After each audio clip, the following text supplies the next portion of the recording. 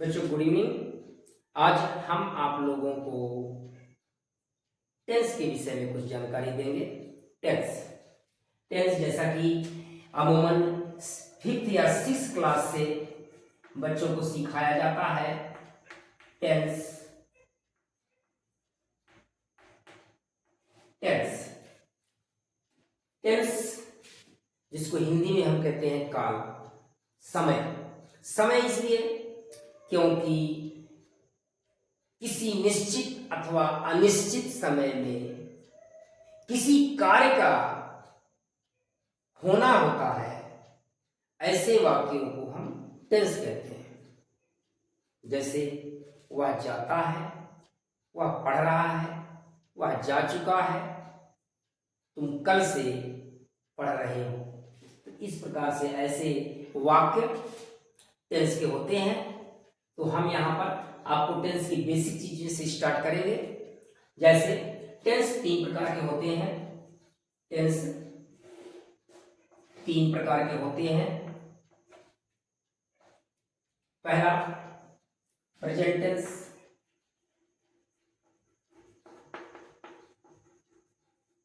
दूसरा past tense और तीसरा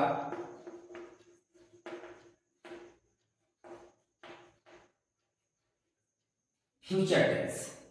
प्रेजेंट टेंस वर्तमान काल, पास्ट टेंस भूतकाल जो बीता हुआ समय, और फ्यूचर टेंस आने वाला समय यानी भविष्य काल।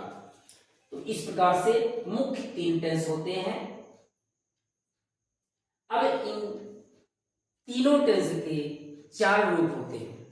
तीनों टेंस के 4 रूप होते हैं और इस प्रकार से 4 त्याई 12 प्रकार के मुख्य टेंस होते हैं। वाक्य तो और बहुत से प्रकार के होते हैं, लेकिन हम टेंस की अगर बात करें तो 12 प्रकार के टेंस होते हैं, जिसमें प्रेजेंट टेंस का 4 रूप, पास्ट टेंस का 4 रूप और फ्यूचर टेंस का 4 रूप। तो हम अभी इन 4 रूपों का एक बार अध्ययन कर लें। इसके बाद प्रत्येक टेंस का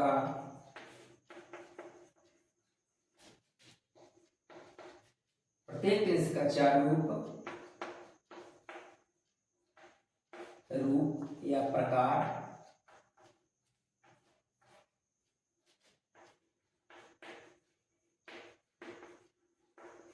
होते हैं, जिसमें पहला इंडेफिनिट,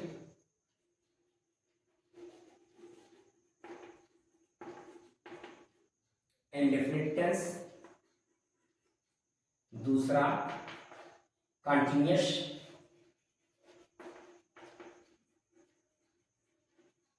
टेंस, तीसरा परफेक्ट टेंस और चौथा perfect continuous tense.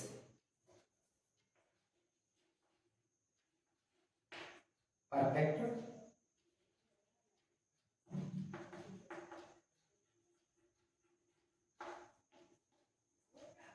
Tense.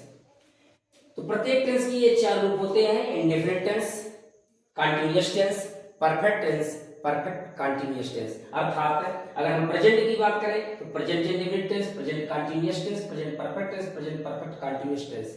Past की बात करें तो past indefinite tense, past continuous tense, past perfect tense, past perfect continuous tense. और यदि हम फ्यूचर टेंस की बात करें तो future indefinite tense, future continuous tense, future perfect tense और future perfect continuous tense.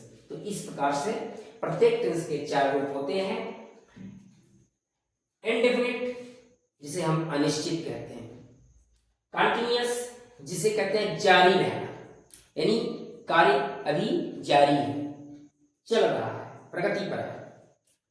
Perfect tense जो कार्य पूर्ण हो चुका है, यानी पूरा हो चुका है। परफेक्ट का अर्थ ही पूर्ण होता है। और परफेक्ट कंटिन्यूअस का मतलब हो जाता है कि कुछ कार्य पूरा हो चुका है, अभी कुछ अधूरा है जो जारी है। इसीलिए इस वाक्य का एक ऐसा होता है कि वह 2 घंटे से पढ़ रहा है, वह कल से पत्र लिख रहा है, तो आदि ऐसे सेंटेंस होते हैं। तो ये 4 रूप प्रत्येक टेंस का होता है। अब हम सीखेंगे, आज पहला दिन हम सीखेंगे present indefinite tense. Present indefinite tense.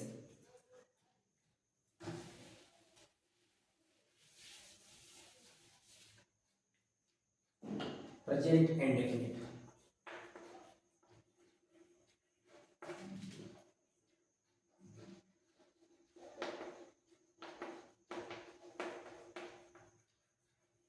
Present indefinite tense. तो प्रेजेंट इंडेफिनिट, इंडेफिनिट का मतलब होता है अनिश्चित, यानी वर्तमान काल की अनिश्चित वाक्य। अनिश्चित इसलिए क्योंकि निश्चित नहीं रहता कि हो चुका है या हो रहा है, मतलब अनिश्चित है कि कब हो रहा है, कब होगा, हुआ हुआ, हुआ जाता है, कब जाता है, जा रहा है, जा चुका है, ऐसा कोई निश्चित शब्द नहीं है, इसलिए अनिश्चित काल कहलाता है। वर्तमान काल का निश्चित काल, इसका पहचान क्या है?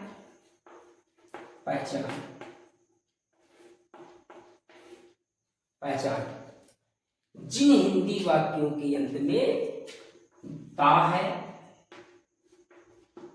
ती है, ते हो, ताहू आदि तरह के शब्द आते हैं, वे वाक्य प्रेजेंट इंडेफिनिट टेंस के होते हैं। जैसे महेश पत्र लिखता है, तुम बाजार जाते हो। लिखता है, ता है, जाते हो, ते हो, यह पहचान है कि प्रेजेंट इंडेफिनिट टेंस का वाक्य है। अब हम सीखेंगे, ये तो हुआ पहचान कि जिन हिंदी वाक्यों के अंत में ता है, ती है, ते हो, ता हूं आता है, वे वाक्य प्रेजेंट इंडेफिनिट टेंस के होते हैं। अब हम इनका ट्रांसलेशन यानी अनुवाद करने के नियम सीखेंगे। नियम, रूल्स, अनुवाद करने के नियम। अनुवाद करने के नियम। सबसे पहले हम सीखेंगे अफर्मेटिव सेंटेंस का।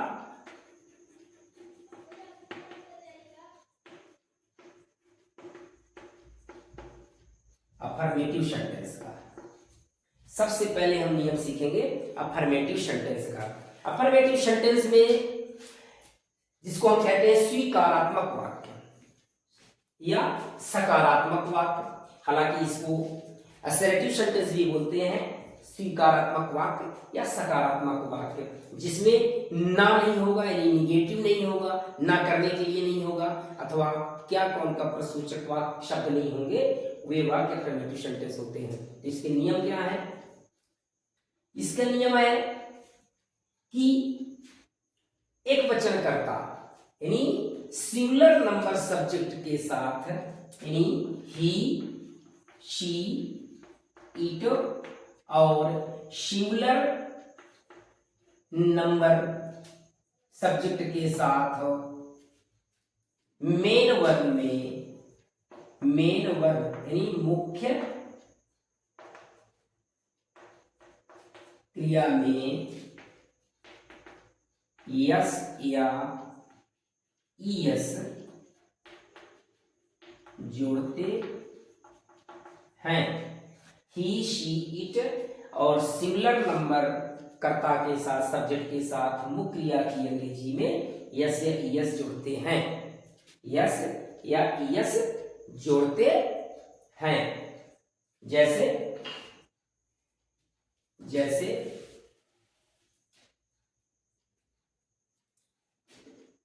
वह खाना खाता है। यहां सब्जेक्ट वह यानी ही एक वचन करता है, इसलिए ही वह खाता है। ही ईट्स, खाता मेन वर्ब है, मुख्य क्रिया है, और मुख्य क्रिया की अंग्रेजी में यस या ईएस जोड़ेंगे, क्योंकि ये एक वचन सब्जेक्ट है। एक वचन कर सब्जेक्ट के साथ मुख्य क्रिया की अंग्रेजी में यानी ईट्स हो जाएगा द फूड। वह खाना खाता है, ही ईट्स द फूड। ध्यान रहे अफर्मेटिव सेंटेंस में कोई सहायक क्रिया हेल्पिंग वर्ब नहीं होता है, सीधे कर्ता और वर्ब का पांचवा फॉर्म यानी जिसमें यस या यस जुड़ता है वो वर्ब का पांचवा फॉर्म कहलाता है। इसके बाद अगर ऑब्जेक्ट है यानी कर्म है, अन्य शब्द है, फिर उसको लिखते हैं। एक एग्जाम्पल और हम लेते हैं, जैसे सुरेश पत्र लिखता है। सुरेश सिंगुलर नंबर सब्जेक्ट है, इसलिए जो है सुरेश लिखता है, सुरेश राइट्स, क्या लिखता है, the letter. The letter, Suresh writes the letter. Suresh चूंकि एक वचन सब्जेक्ट है, एक वचन करता है, सिंगुलर नंबर है, इसलिए मुख्य क्रिया की अंग्रेजी में राइट को राइट्स बनाया गया, पांचवा फॉर्म कर दिया गया। और इस प्रकार से तो अफर्मेटिव सेंटेंस में एक वचन सब्जेक्ट यानी ही सी इट और एक वचन सब्जेक्ट के साथ मुख्य क्रिया की अंग्रेजी में यस या ईएस जोड़ते हैं, ये आपको ध्यान देना होगा। अब हम आते हैं इसी अफर्मेटिव सेंटेंस का जो है प्लूरल नंबर यानी यू, वी, आई, दे अथवा या प्लूरल नंबर सब्जेक्ट का यदि हो तो यस या ईएस नहीं जोड़ते हैं। अर्थात हम ये कह सकते हैं कि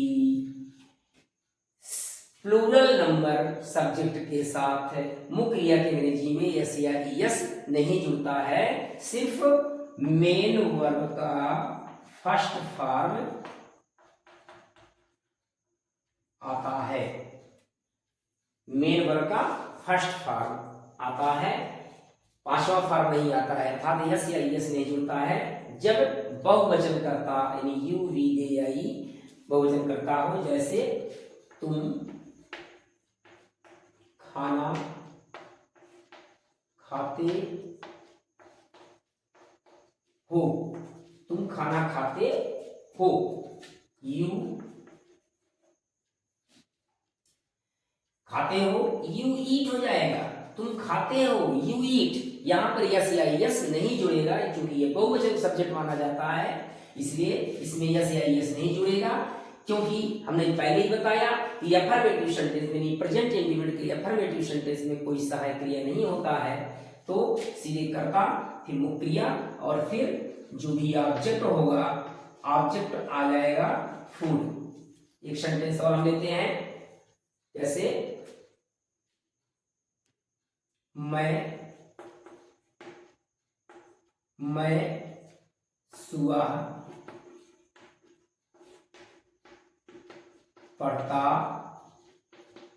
हूं, मैं सुबह पढ़ता हूं। ये भी मैं अफर्मेटिव सेंटेंस के विषय में बता रहा हूं। मैं सुबह पढ़ता हूं, यहां सब्जेक्ट है मैं यानी आई की बहुवचन प्लूरल नंबर के साथ आता है, इसलिए जो है आई के साथ भी यस या यस नहीं जुड़ेगा।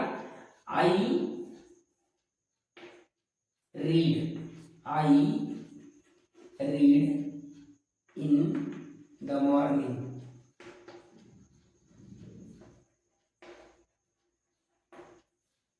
I read in the morning. सुबह और शाम, ध्यान रहे सुबह और शाम की इंग्लिश के पहले इन का प्रयोग अवश्य किया जाता है, यह ध्यान दीजिएगा।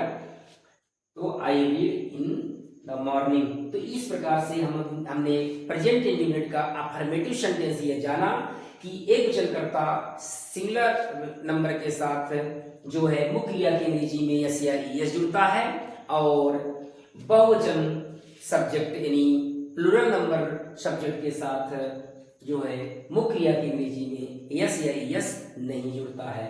अब हम आते हैं निगेटिव सेंटेंस, यानी प्रेजेंट इंडेफिनिट का निगेटिव सेंटेंस।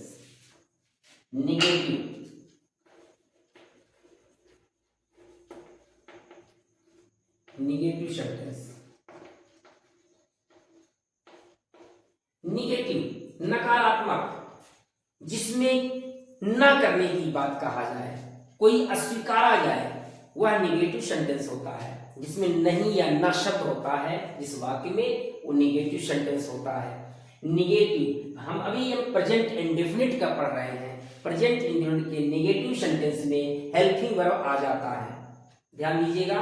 जैसा कि अभी हमने बताया कि अफर्मेटिव सेंटेंस में, प्रेजेंट इंडेफिनिट के अफर्मेटिव सेंटेंस में कोई हेल्पिंग वर्ब नहीं होता, लेकिन नेगेटिव और इंट्रोगेटिव में हेल्पिंग वर्ब है डू और डज, डू और डज आ जाता है। तो ध्यान दीजिएगा, ही सी इट और सिंगुलर नंबर के साथ डच का प्रयोग होता है, और यू वी आई दे और प्लूरल नंबर के साथ जो है डू का प्रयोग होता है। ध्यान दीजिएगा, जिस प्रकार से अफर्मेटिव सेंटेंस में ही सी इट एक वचनकर्ता के साथ मुख्य क्रिया की अंग्रेजी में यस या ईएस जुड़ता था, उसी प्रकार से निगेटिव में एक वचनकर्ता यानी ही सी इट एक वचनकर्ता के साथ हेल्पिंग वर्ब सहायक क्रिया डच के रूप में प्रयोग होगा, और यू वी आई दे और बहुवचनकर्ता के साथ डू का प्रयोग होता है। हाँ, ध्यान रहे कि जिस वाक्य में डच लगेगा वहां पर उस वाक्य में इन सब्जेक्ट एक वचनकर्ता के साथ जब डच लग जाएगा तो मुख्य क्रिया की अंग्रेजी में यस या ईएस नहीं जुड़ेगा, क्योंकि डच में ऑलरेडी ईएस जुड़ चुका है, इसलिए मुख्य क्रिया की अंग्रेजी में यस या ईएस नहीं जुड़ेगा निगेटिव सेंटेंस में। अब हम यहाँ पर एग्जांपल देखते हैं, जैसे वह बाजार नहीं जाता है। देखिए, जाता है, ता है लगा है, यह पहचान है कि प्रेजेंट इंडेफिनिट है। नहीं शब्द लगा है, यह पहचान है कि प्रेजेंट इंडेफिनिट का नेगेटिव सेंटेंस है। वह सब्जेक्ट एक वचन करता है, एक वचन करता के साथ जैसा कि अभी हमने बताया डच का प्रयोग होता है, डच के बाद नॉट आएगा, इसके बाद मुख्य क्रिया की अंग्रेजी फर्स्ट फॉर्म आएगा गो। ध्यान रहे, अफर्मेटिव में जो ही के साथ गोज होता था वही जब डच लग जाएगा तो गो हो जाएगा, यस या यस नहीं रहेगा। तो he does not go to market. एक एग्जांपल और लेते हैं, तुम पत्र नहीं लिखते हो। तुम पत्र नहीं लिखते हो, ते हो ये पहचान है कि ये प्रेजेंट इंडेफिनिट टेंस है। नहीं शब्द लगा हुआ है, ये पहचान है कि नेगेटिव सेंटेंस है। सब्जेक्ट यू है, ये तुम है, यह पहचान है कि ये बहुवचन करता है, और इसके साथ नेगेटिव सेंटेंस में डू आएगा। You do not write the letter. You do not write the letter. बहुवचन कर्ता के साथ अफर्मेटिव में भी यस या यस नहीं था मुख्य क्रिया की अंग्रेजी में, और तो इस नेगेटिव में भी ऐसी कोई प्रक्रिया नहीं है कि यस या यस का मामला रहे। तो एक वचनकर्ता के साथ डज नॉट और बहुवचनकर्ता के साथ डू नॉट का प्रयोग होता है प्रेजेंट इंडेफिनिट के नेगेटिव सेंटेंस में। अब हम पढ़ते हैं क्या, इंट्रोगेटिव सेंटेंस। अब हम इंट्रोगेटिव सेंटेंस के विषय में जानेंगे।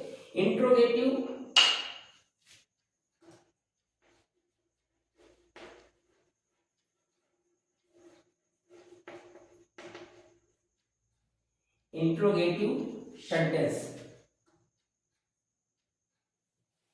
एक बार पुनः लिखते हैं।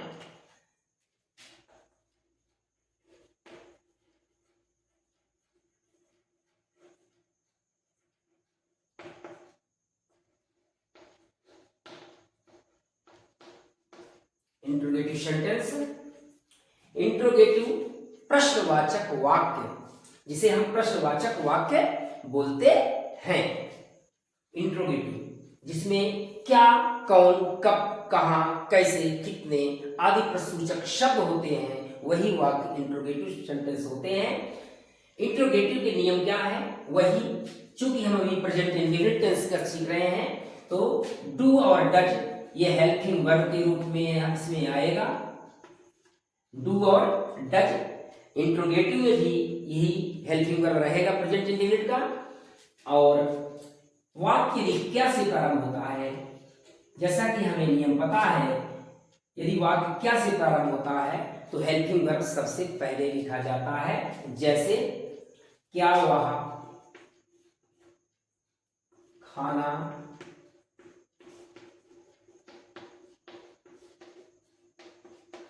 खाता है। ध्यान रहे, इंट्रोगेटिव सेंटेंस में क्वेश्चन मार्क अवश्य लगाइए। यदि क्या से वाक्य शुरू होता है तो हेल्पिंग वर्ब ये डू और डज सबसे पहले आएगा। अब डज आएगा कि डू आएगा, यह हमें सब्जेक्ट को देखने से पता चलेगा कि सब्जेक्ट एक वचन करता है कि बहुवचन करता का है। सब्जेक्ट एक वचन का है कि बहुवचन है। अगर एक वचन करता है और क्या से वाक्य शुरू है तो हेल्पिंग वर्ब डू जो है, सॉरी डज सबसे पहले आएगा। डज ही, इसके बाद सब्जेक्ट आएगा। डज ही, इसके बाद वो क्रिया की अंग्रेजी आएगा eat. Does he eat the food. Question mark लगेगा जरूर। क्वेश्चन मार्क नहीं लगाएंगे तो आपका सेंटेंस गलत भी काटा जा सकता है, गलत भी किया जा सकता है। इसलिए ध्यान दीजिएगा, जब भी प्रश्नवाचक शब्द लगा होगा जिस वाक्य में, उसमें प्रश्नवाचक चिन्ह अवश्य लगेगा। तो ये हुआ एक वचनकर्ता का एग्जाम्पल। अब हम बहुवचनकर्ता का एग्जाम्पल देखते हैं। जैसे क्या तुम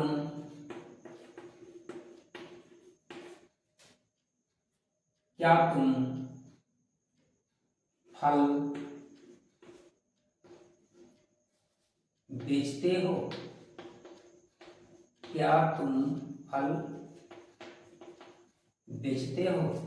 अब यहां पर सब्जेक्ट यू यानी बहुवचन करता है और बहुवचन कर्ता के साथ डू आएगा, तो सबसे पहले डू आएगा।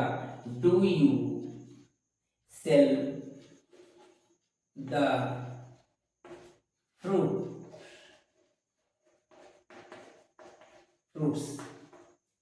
Do you sell the fruits, क्या तुम फल बेचते हो। फ्रूट्स हमने इसको प्लूरल नंबर में इसलिए लिख दिया क्योंकि कोई एक तो सेब, एक तो फल, एक केला को लेकर के बेचेगा नहीं, फल एक से ज्यादा होगा, इसलिए हमने इसको फ्रूट्स कर दिया है। इसमें आप थोड़ा किसी प्रकार से डाउटेबल होइए। तो इस प्रकार से जब क्या से वाक्य शुरू होता है तो हेल्पिंग वर्ब डू और डज सबसे पहले आ जाता है। बाकी नियम वही है जो अफर्मेटिव और नेगेटिव में था। इंट्रोगेटिव का एक एग्जांपल और लेते हैं जिसमें क्या, कौन, कब, कहां, कैसे ये सब्जेक्ट के बाद यानी मध्य में होता है। जैसे तुम क्या खाते हो। तुम क्या खाते हो, तुम क्या खाते हो। ध्यान दीजिएगा, अभी हमने सीखा कि यदि क्या से वाक्य शुरू होता है तब डू और डच पहले आएगा, और यदि यही क्या वाक्य के मध्य में हो जाए तो सबसे पहले क्या की अंग्रेजी में व्हाट आएगा। सबसे पहले क्या आएगा, व्हाट आएगा। ध्यान दीजिएगा, यदि क्या, कौन, कब, कहां वाक्य के मध्य में है या सब्जेक्ट के बाद है तो अनुवाद करते समय सबसे पहले उस प्रश्नसूचक शब्द की अंग्रेजी आएगा, इसके बाद वो हेल्पिंग वर्ब आएगा जो भी उस सब्जेक्ट के साथ लगता है। यहां पर सब्जेक्ट यू है तो यू के साथ डू लगेगा तो डू आएगा।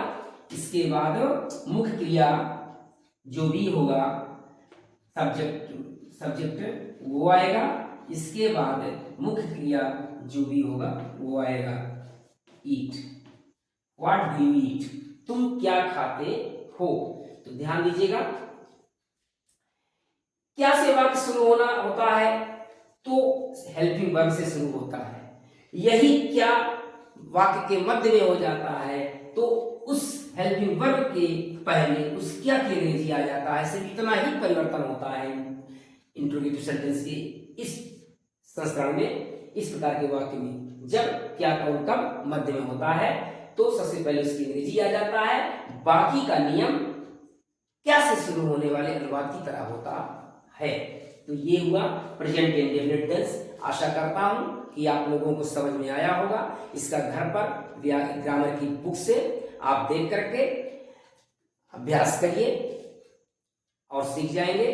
अगले भाग में हम प्रेजेंट कंटिन्यूअस या पास्ट इंडेफिनिट टेंस के विषय में बताएंगे। धन्यवाद।